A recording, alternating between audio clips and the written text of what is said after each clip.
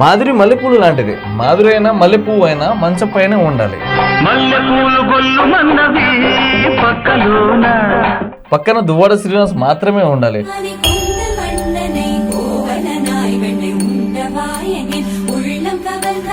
నాకు ఒక డౌట్ ఏంటంటే, ఈ దువ్వాడ శ్రీనివాస్ జైలుకి వెళ్ళిపోయాక మాధురిని ఎవరు చూసుకుంటారు? చిలక ఏ తోడు లేక ఎటే బొమ్మ ఒంటరి నడక. అందరికీ నమస్తే, నేను మీ Pawan. Welcome to our channel.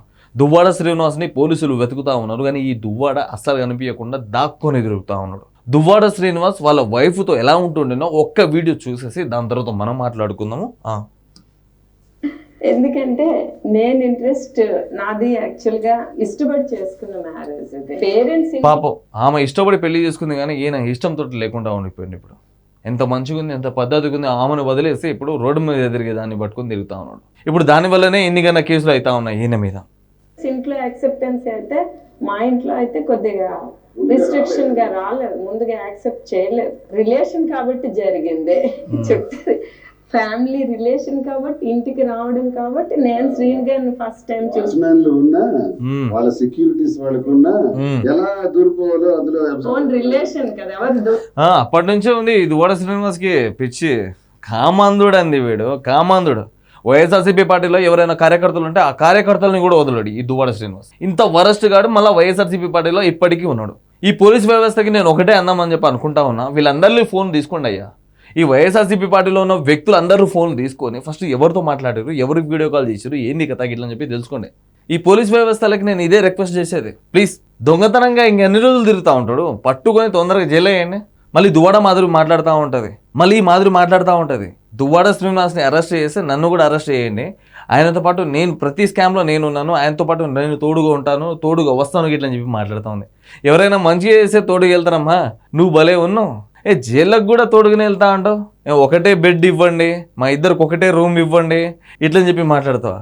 మీ అందరికి ఒకటి చూపిస్తాను. ఒక కామెంట్ వచ్చింది, ఆ కామెంట్ చూసిన తర్వాత మనం మళ్ళీ పాయింట్కి వద్దాము. ఈ కామెంట్ చూడండి, చాలా ఇంట్రెస్టింగ్గా ఉంది.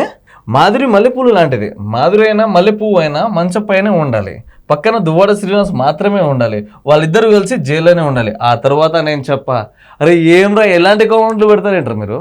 వాళ్ళు ది బెస్ట్ కపుల్స్ రా, చాలా మంచిగా ఉంటారు, చాలా పద్ధతిగా ఉంటారు, ఎక్కడ ముద్దులు పెట్టుకోరు, ఏడా తిరగరు, ఏమి చేయరు. మీ అందరికీ తెలిసిందే దువ్వాడ మాధురి ఏజ్ వచ్చేసరికి 30 సంవత్సరాలు. దువ్వాడ శ్రీనివాస్ కూతురు ఏజ్ 26. అంటే వీళ్ళిద్దరి మధ్య గ్యాప్ ఎంత? 4 years. అంటే దువ్వాడ శ్రీనివాస్ ఒక కూతురుతో కాపురం చేస్తున్నాడు గిట్లని చెప్పి మాట్లాడుకోవచ్చు. ఎందుకంటే అందరికి తెలిసిందే. చూడండి మీరందరూ చూడండి, ఈ మాధురి దువ్వాడ శ్రీనివాస్ ఎంత పద్ధతిగా కూర్చున్నారు. కొంచెం ఏజ్ గ్యాపే ఎక్కువ, కానీ ప్రేమ మాత్రం చాలా బెటర్గా ఉంటుంది వాళ్ళ మధ్య.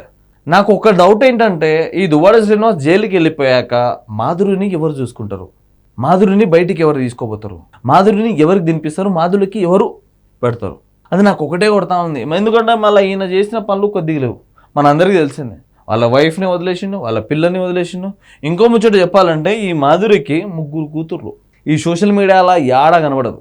ఎంత పకడ్బందీగా ప్లాన్ చేసిందంటే, ఇప్పుడు దువ్వాడ శ్రీనివాస్ సంపాదించే పైసలు మొత్తం మాధురికి వెళ్తాయి. మాధురి వల్ల ఫస్ట్ హస్బెండ్ సంపాదించే పైసలు మొత్తం ఈమెకు వస్తాయి. రేపటి రోజున ఈయనను వదిలేస్తుంది, ఆయనను వదిలేస్తుంది. మళ్ళీ వీళ్ళకి 3 కూతుర్లు కదా, 3 కూతుర్లని ఇప్పటివరకు సోషల్ మీడియాలో యాడ కనబడాల, యాడ చూపించాల. అంత పకడ్బందీగా ప్లాన్ చేసింది ఈ మాధురి. ఎంత ప్లాన్ ఉండాలి, ఎవ్వరికీ కనబడదు. నువ్వు సోషల్ మీడియాలో ఎంత వెతుకో, అసలు దువ్వాడ మాధురి గురించి యాడ కనబడదు. అంత పకడ్బందీగా ప్లాన్ చేసింది. ఏదేమైనా సరే, దువ్వాడ శ్రీనివాస్ జైలుకి వెళ్తే నేను ఆయనతో పాటే వస్తా, నన్ను ఆయనతో పాటే తేరుకోవాలి, లేకుంటే ఎవరిని వదలా, ఎవరిని కేర్ చేయగిట్లని అని చెప్పి మాట్లాడుతూ ఉంది. మాధురి గారు, మీ అందరికీ నేను ఒకటే చెప్తాను, మీ వైఎస్ఆర్సీపీ పార్టీకి సంబంధించిన వాళ్ళందరూ జైల్లో కూర్చొని తింటా ఉండండి. మీకంటే ఒక జైలు కట్టిస్తారు ఇంకా ఏంటి. ఎందుకంటే మీరు చాలా పనులు చేసిరు, దాని గురించి మాట్లాడాల్సిన అవసరం లే. రేపటి రోజున ఈయనని జైలు వేస్తే నిన్ను కూడా తీసుకోమని చెప్పి నేను రికమెండ్ చేస్తాను. నేను పోలీసు వాళ్ళకి ఖచ్చితంగా నీకైతే న్యాయం చేస్తాం మేము. ఈ కూటమి ప్రభుత్వానికి అయితే నేను కొంచెం చెప్తా, అయ్యా వాళ్ళిద్దరు కలిసి ఉండాలయ్యా, లేకుంటే ఈయనకి పిట్స్ వస్తుందయ్యా, లేకుంటే ఏమో బతకలేదయ్యా గిట్లని చెప్పి నేను మాట్లాడుతూ ఉంటాను మీకోసం. అంటే మీరంటే నాకు చాలా రెస్పెక్ట్, అందుకోసం మీకోసం నేను చేస్తాను అనేది. నేను ఈ వీడియో ఇట్లా మీకు ఎట్లా అనిపించిందో కిందికి వచ్చి కామెంట్ చేయండి. సబ్స్క్రైబ్ చేయడం మాత్రం అస్సలు మర్చిపోకండి.